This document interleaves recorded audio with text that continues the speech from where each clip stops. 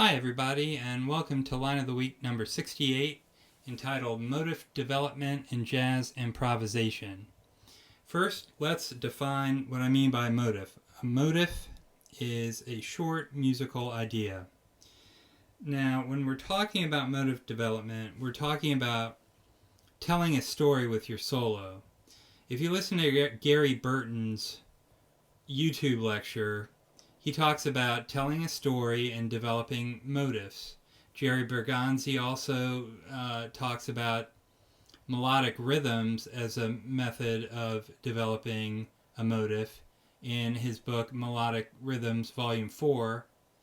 Hal Crook, in his book How to Improvise, talks about the theory of it and exercises to improve your facility with developing your motifs. And finally, you can listen to many great players. Too many to mention. Most, if not all, of the great players were masters at developing themes and motifs in their playing.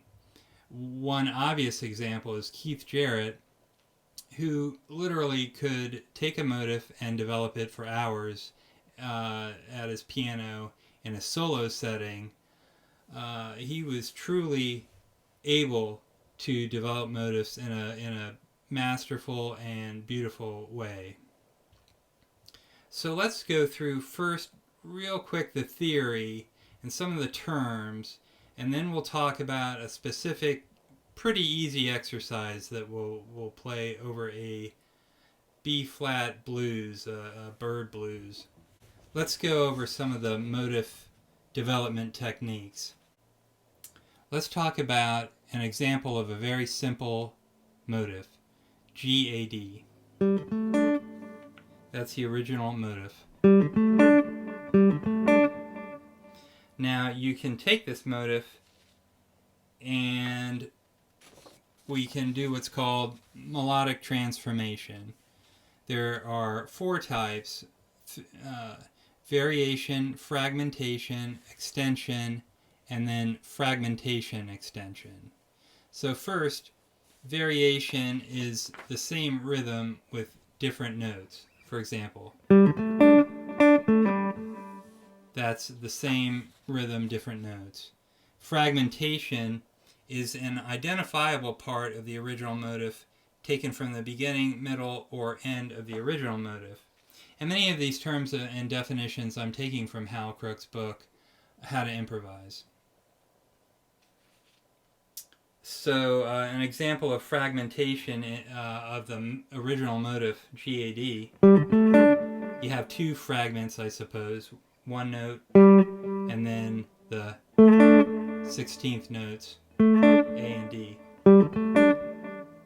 One fragment, two fragments.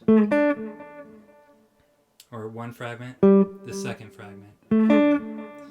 Then we have extension, which is adding notes before or after the motif. So one example of extension would be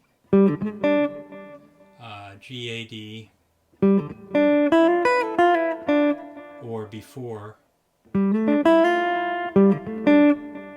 That would be an extension of a fragment.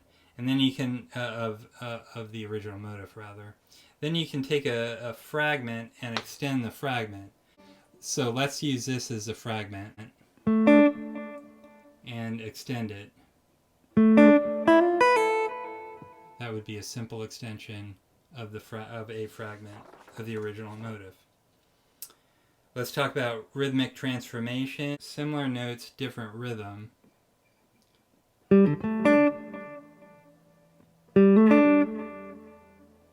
That would be an eighth note followed by 2/16ths, or a triplet.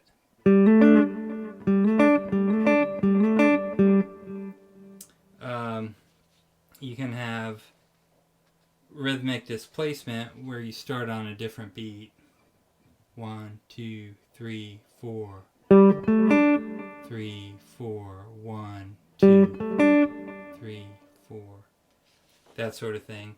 You can have rhythmic augmentation or diminution, where you take the original motif and you can expand or contract the note values. So you've got, which is an eighth note followed by 2/16. 1, 2, 3, 4.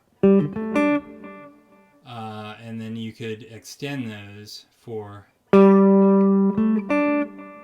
or you could make them quicker. That would be diminution. Transposition is the same rhythm and intervals, different pitch level, as in a different key. So take your original motif, and then let's say the tune modulates a half step up. 1, 2, 3, 4. Original motif. And then the transposed motif. And then embellishment is when you include passing tones.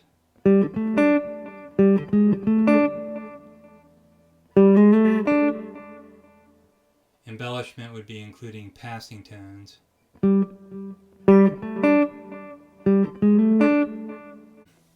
And then finally in classical music you've got retrograde, which just means backwards. So GAD, retrograde of that would be backwards. DAG, that's retrograde of the original motif. Let's take inversion next. Inversion just means upside down, so take GAD, and then as you're looking at the printed page of the sheet music, you would take GAD and you would flip it upside down and you get GFC. GFC. Retrograde inversion is backwards and upside down. So you take GAD and then you go backwards, DAG, and then you flip it upside down and you get DGA. So GAD becomes DGA, and that would be an example of retrograde inversion. So obviously you're not going to take the, especially those last three classical examples, and on the fly use them to improvise. They're just kind of ways to, as you're practicing, to take a motif and then experiment with that motif and get it under your fingers and into your ears so that you're comfortable with these different sounds that you can use on the fly as you're improvising. Thanks for listening. See you next week.